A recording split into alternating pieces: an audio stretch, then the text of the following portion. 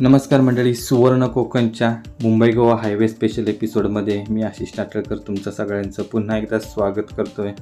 मित्रांनो, आता मी चाललो आहे मुंबई टू सिंधुदुर्ग आणि आज आपण प्रवास करणार आहोत मुंबई गोवा हायवेने. तर आम्ही जाणार होतो पुणे बेंगलोर हायवेने कोल्हापूर मार्गे, परंतु आमचं संगमेश्वरमध्ये काम असल्यामुळे आम्ही मुंबई गोवा हायवेने चाललो आहे. तर संपूर्ण फॅमिली आहे सोबत. गाडीमध्ये गाणी वगैरे चालू होती, त्यामुळे व्हॉइस ओव्हर द्यावा लागतो आहे कारण कॉपीराईट्स क्लेम वगैरे येतील आणि फॅमिलीच्या आमच्या गप्पा वगैरे चालू होत्या, तर त्यामुळे आम्ही व्हॉइस ओव्हर देत आहे. तर आता आपण आहोत पळसपे फाट्याजवळ.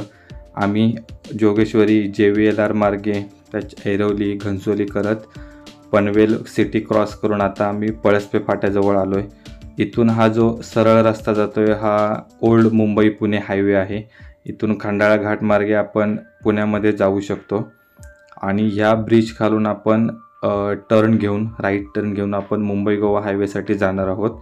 हा जो वरचा ब्रिज आहे हा ब्रिज जातो उरण वगैरे JNPTला आणि इथून आता पुढे आपल्याला एक लेफ्ट आहे, तर हा आहे मुंबई गोवा हायवे. इथून मेन मुंबई गोवा हायवे चालू होतो. हा आहे पळसपे फाटा. बेसिकली आधी या ठिकाणी हे जे ब्रिज वगैरे नव्हते त्यावेळी भरपूर गर्दी असायची सिग्नलला वगैरे, तर आता गर्दी भरपूर प्रमाणात कमी झाली आणि सकाळची वेळ असल्यामुळे जास्त रहदारी नाही आहे आणि इथून आपला ॲक्च्युअल मुंबई गोवा हायवे चालू होतो आहे. तर फायनली आपण आता मुंबई गोवा हायवेला लागलेलो आहोत. तर इथून 4 लेनचं वगैरे काम झालेलं आहे व्यवस्थित, म्हणजे अजूनपर्यंत तरी रोड चांगला आहे आणि आता पुढे बघूया काय कंडिशन आहे ती. आणि पावसाचे देखील चान्सेस आहेत, त्यामुळे शूट करताना वगैरे प्रॉब्लेम होऊ शकतो. तर बघूया, पाऊस आला नाही पाहिजे. जर पाऊस आला तर आपल्याला ब्लर वगैरे पूर्ण फुटेज पाहायला मिळतील. आमच्याकडे आहे XUV 500 आणि आम्ही टोटल 7 ते 8 जण आहोत, त्यामुळे आरामात चाललो आहे. मस्तपैकी संगमेश्वरमध्ये आम्ही थांबणार आहोत. आत्ता हा जो पहिला टप्पा आहे, या पहिल्या टप्प्यामध्ये आपण पळसपे फाट्यावरून नागोठणेपर्यंत प्रवास करणार आहोत.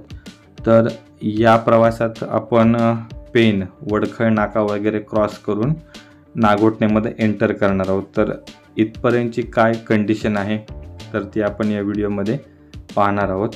सध्या तरी रोड एकदम मस्त आहे दिसतो, अजून खड्ड्याची तरी काय सुरुवात नाही आहे. मला देखील इथून रोडची कंडिशन माहीत नाही आहे कारण मागच्या वेळी आम्ही आलेलो ते कोलाडमधून परत रिटर्न गेलेलो. तर आता ह्यावेळी आपण पूर्ण मुंबई गोवा हायवे घेणार आहोत. पाऊस पडताना आणि सावकाश जात असल्यामुळे थोडासा वेळ देखील लागून नंतर काळोखात फुटेज घेता येणार नाही. मंडळी, आता आपण आहोत कर्नाळा घाटामध्ये, कर्नाळा वाईल्ड सँच्युरी. तर इथे आता आपण एंटर करू.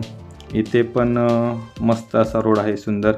रस्त्याची कामं वगैरे झालेली आहेत पूर्ण आणि क्लिअर रस्ते आहे. फक्त या ठिकाणी काय प्रॉब्लेम होतो की हे जे मोठे मोठे ट्रक्स वगैरे असतात, तर हे ट्रक्स वगैरे जरा ट्रॅफिकला थोडंफार हे करतात, म्हणजे त्यांच्यामुळे ट्रॅफिक होतं जास्त. बाकी रोड तर चांगला आहे. मागच्या वेळी जेव्हा आम्ही आलेलो नाईटला, तर त्यावेळी इकडे जवळपास आम्ही 20 ते 25 मिनटं अडकलेलो. ट्रेलरचा काहीतरी ॲक्सिडेंट झालेला त्यामुळे. तर आत्ता 1.5 वर्षापूर्वी आणि आता रोडमध्ये भरपूर फरक आहे. त्यावेळी ह्या रोडचं काम चालू होतं, भरपूर त्रास झालेला आम्हाला. आणि आता तुम्ही बघू शकता इकडे की रोडचे जे साईड्सचे बॅरिगेड्स वगैरे आहेत त्यांना पूर्ण म्हणजे कवर करण्यात आलेले आहे, कारण माझ्या मते इथे काय प्राण्यांचं वगैरे काय वावर वगैरे असेल तर त्यासाठी त्यांनी ही प्रोव्हिजन केली असणार. तर येतानाचे ट्रॅफिक बघा, हे पूर्ण जे ट्रक्स वगैरे आहेत, तर या ट्रक्समुळे वगैरेनी भरपूर त्रास होतो जरा इथून ड्रायव्हिंग करायला. पण आम्हाला जाणारी जी लेन आहे ती क्लिअर आहे थोडीफार आणि अजूनपर्यंत तरी खड्डे वगैरे काय नाही आहेत. रोड मस्त आहे आणि सकाळची वेळ असल्यामुळे आणि आम्ही नुकतेच, आम्हाला एक साधारण 1.5 तास झाला आहे निघून, त्यामुळे मजा येते ड्रायव्हिंगला. अख्खा पूर्ण मुंबई गोवा हायवेचा प्रवास करायचा आहे. पुढे काय परिस्थिती आहे सांगू शकत नाही, कारण आम्हाला असं कळलं आहे की खेड, चिपळूण, संगमेश्वर वगैरे या ठिकाणी रोडची परिस्थिती अतिशय बेकार आहे. तर आपण आज या व्हिडिओमध्ये प्रत्यक्ष बघूया. बाकी ओव्हरऑल ठीक आहे, मजा येते. पण जर गाडीचं साऊंड वगैरे किंवा लाईव्ह कॉमेंटरी वगैरे असली असती तर अजून मजा आली असती. पण फॅमिली असल्यामुळे आमच्या गप्पा चालू आहेत, गाणी चालू आहेत, त्यामुळे व्हॉइस ओव्हर द्यावा लागतो आहे. इथे हे थोडेफार खड्डे आहेत, म्हणजे आता ही खड्ड्यांची पहिली सुरुवातच म्हणावी लागेल. जेव्हा मी मुंबई गोवा हायवेला लागलो तेव्हापासूनचा हा पहिला खड्डा. थोडीशी धूळ वगैरे आहे, पण कार AC वगैरे असल्यामुळे त्याचा काही इश्यू येत नाही आहे आम्हाला. पण ओव्हरऑल ठीक आहे. सिनरी वगैरे बघा मस्त आहे. सकाळची ऊन पडलं आहे, फक्त पाऊस येता नाही.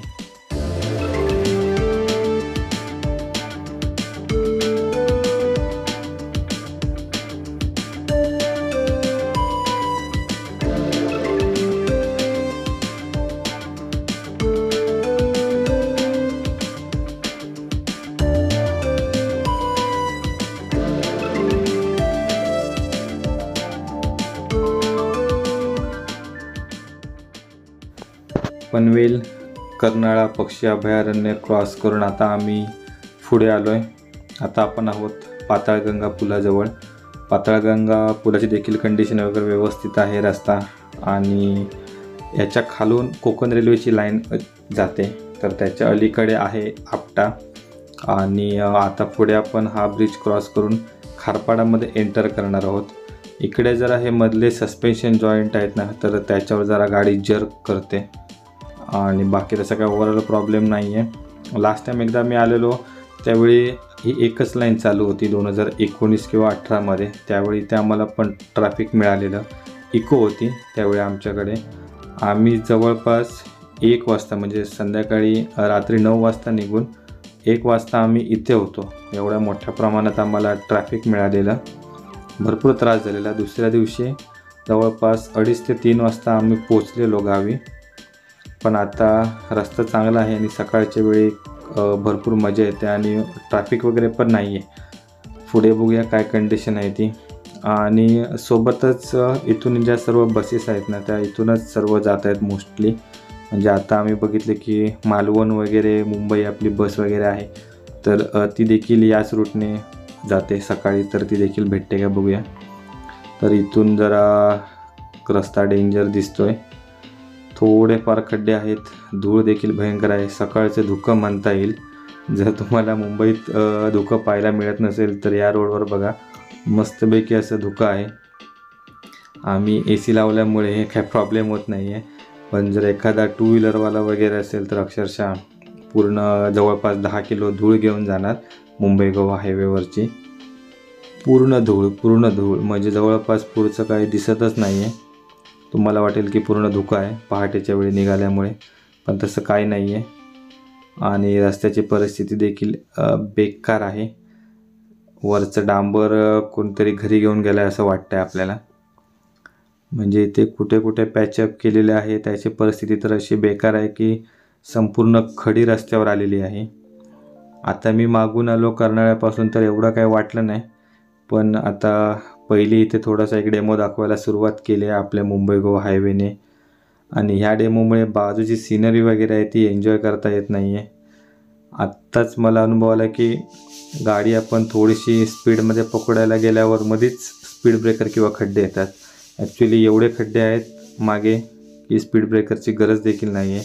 कोणतीही गाडी तुमची 20च्या स्पीडच्या पुढे जाणारच नाही. तरी देखील बघा आपले कियावाले मेंबर एकदम सुसाट चालले आहेत मस्तपैकी असे. पण आमच्या गाडीमध्ये फॅमिली वगैरे असल्यामुळे आम्ही संपूर्ण सावकाश जाणार आहोत. काहीही घाई गडबड नाही आहे आम्हाला.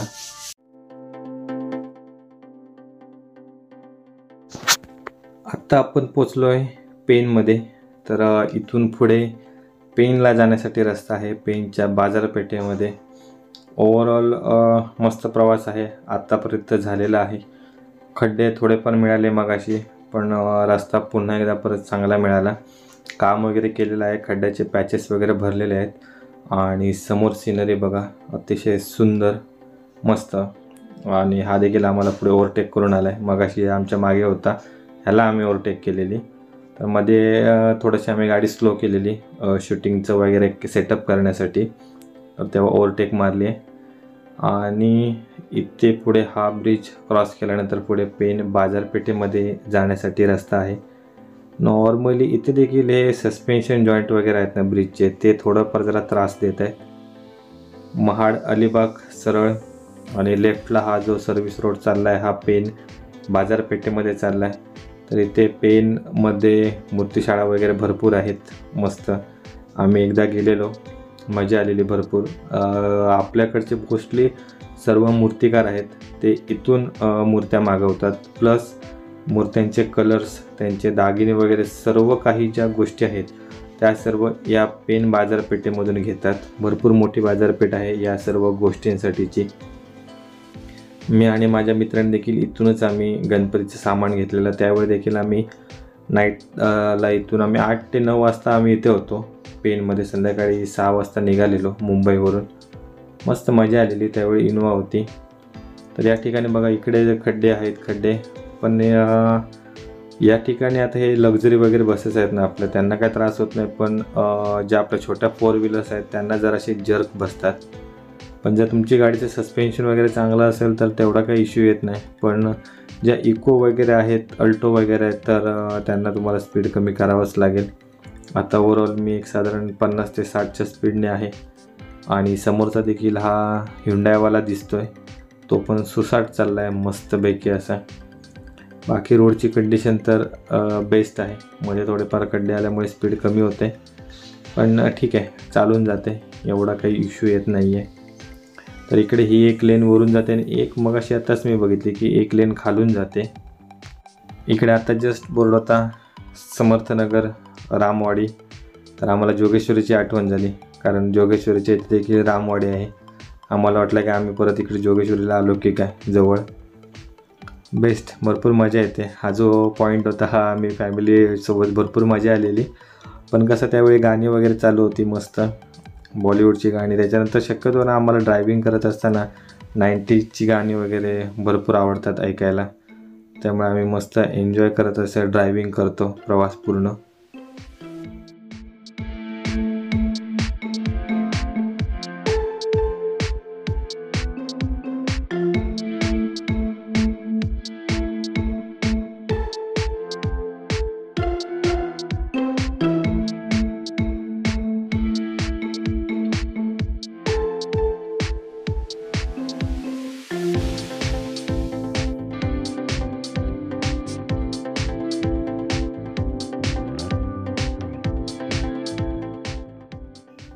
आता आपण पोचणार आहोत वडखळमध्ये.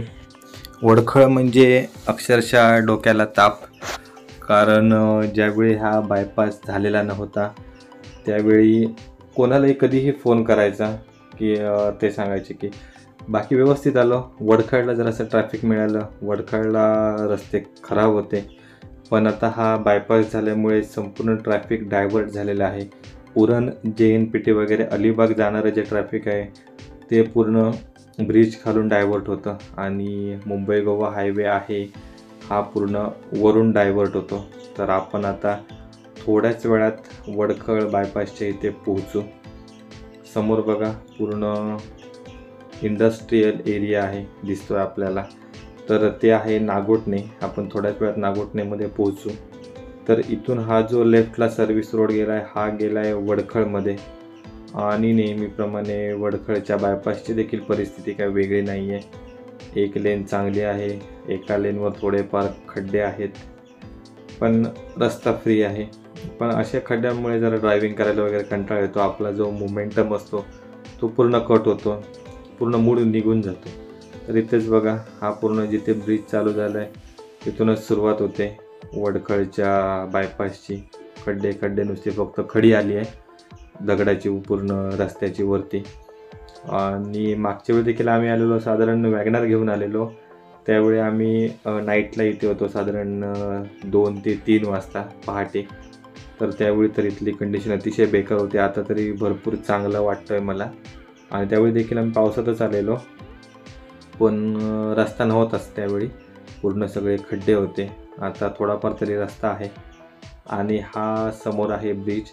तर इथून सर्व ट्रॅफिक डायव्हर्ट होतं आणि जे अलिबाग वगैरे जाणार आहेत ते खालून रस्ता जातो. त्यामुळे इथून कदाचित आता मला वाटतं जे ह्याचं ट्रॅफिक JNPTचं वगैरे असेल ते कदाचित इथून कमी होईल. कारण आता आपल्याला मिळणारे ट्रॅफिक ते नागोठणे वगैरे जाणारं या इंडस्ट्रीयल एरियामध्ये, तर त्यांच्यासाठी देखील हा रस्ता आहे खालून. त्यामुळे आता बघूया पुढे काय परिस्थिती आहे ती. इथे देखील ब्रिजवर हे जे सस्पेन्शन जॉईंट आहेत ते त्रास देत आहेत. एकदम मध्ये असा टायरला जर्क बसतो. सस्पेन्शन चांगलं असल्यामुळे काय वाटत नाही, पण जर्क बसल्यावर कदाचित टायर पंक्चर वगैरे होईल. आणि हे दोन सायकल्सवर मस्तपैकी प्रवासाचा आनंद घेत आहेत. या रोडवरून काय मजा घेणार आहेत ते सायकल चालवण्याचं त्यांनाच माहिती. पूर्ण खड्डे खड्डे आणि खड्डे आहेत, म्हणजे चौथा आणि पाचवा गिअर टाकायलाच नको की परत तुम्हाला गाडी फर्स्टवर आणावी लागते अशी परिस्थिती आहे.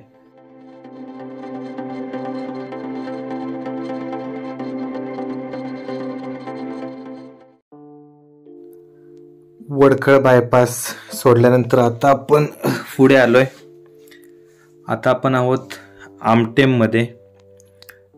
तर इकडे देखील ब्रिजचं काम वगैरे चालू आहे बाजूला. रस्ता तर खराब आहे, या ब्रिजवर देखील खराब आहे रस्ता. आणि इथे पुढे बघा, हा आहे आपला NH66. इथे तुम्हाला पेवर ब्लॉकचा आयटम बघायला मिळतोय. अतिशय सुंदर असा रस्ता आहे. तुम्ही शक्यतो घरी तुमच्या बघितलं असेल पेवर ब्लॉक किंवा बिल्डिंगच्या एरियामध्ये, पण इकडे चक्क आपल्या मुंबई गोवा हायवेला पेवर ब्लॉक बसवलेले आहेत. मस्त, एक नंबर आणि एकदम क्लिअर रस्ता आहे. आणि पुढे तर बघा रस्ताच नाही आहे, पूर्ण आपण खड्ड्यांमधूनच जातोय. आता याच्यातून काय गाडी चालवायची, बेकार बेकार. तर आत्ता खरे मुंबई गोवा हायवेने रंग दाखवायला सुरुवात केलेली आहे. तर आमच्याकडे ही XUV असल्यामुळे एवढा आम्हाला सस्पेन्शनचा किंवा काय त्रास होत नाही आहे त्याच्यानंतर या धुळीचा, पण स्पीड मात्र भरपूर कमी झालं आहे. म्हणजे साधारण आम्ही 20-25 पण नाही, 10च्या स्पीडने चाललो आहे. रस्ता बघा आपला NH66 मुंबई गोवा हायवे. आपण असं गुळगुळीत रस्ता, अशक्य सुंदर असा रस्ता, आणि आम्ही त्याच्यावर प्रवास करतोय. अक्षरशः तोंडात शिव्या येत आहेत. यावेळी म्युझिक बंद होतं, तर आम्ही अशीच पूर्ण प्रवासाची मजा घेत येतो. फॅमिलीच्या गप्पा वगैरे चालू असतात. प्रवासात भरपूर मजा येते, पण काही वेळा कसं गाणी वगैरे चालू असतात ना, त्यामुळे तो कॉपीराईटचा इश्यू येतो. आणि असे आमचे काही सिरियस विषय देखील असतात गप्पा मारण्याचे, त्यामुळे मला हा व्हॉइस कट करावा लागला. पण मध्ये मध्ये काही काही असे पंचेस आहेत, तर ते मी तुमच्यासाठी नक्की ओपन करणार आहे. त्याला मी व्हॉइस ओव्हर देणार नाही, ती लाईव्हच कॉमेंट्री ऐका तुम्ही. ज्या ठिकाणी म्युझिक असेल त्या ठिकाणचा मी पोर्शन कट करणार.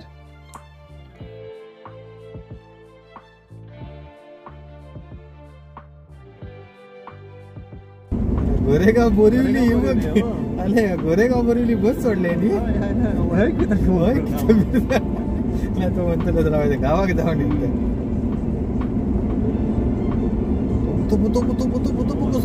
कसं येतो तो शिवसाई वाजव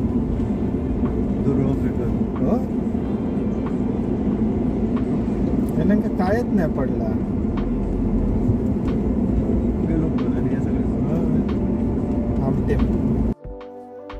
आता आपण फायनली पोचलोय नागोठण्यामध्ये. तर हा भाग आपण इथेच एंड करतोय. पळसपे फाटा ते नागोठणे हे पूर्ण 56 किलोमीटरचं अंतर होतं. कर्नाळा वगैरे चांगला होता रस्ता, पण वडखळमध्ये थोडासा खराब होता. आणि ते मागे आमटेममध्ये देखील रस्ता भरपूर खराब होता. तर इकडे नागोठणेमध्ये पण सेम कंडिशन आहे. तर मित्रांनो, आता भेटू पुढच्या भागामध्ये. तर पुढच्या भागामध्ये आपण नागोठणेपासून पुढचा प्रवास करणार आहोत. तर त्यासाठी आमचा पुढचा भाग नक्की बघा.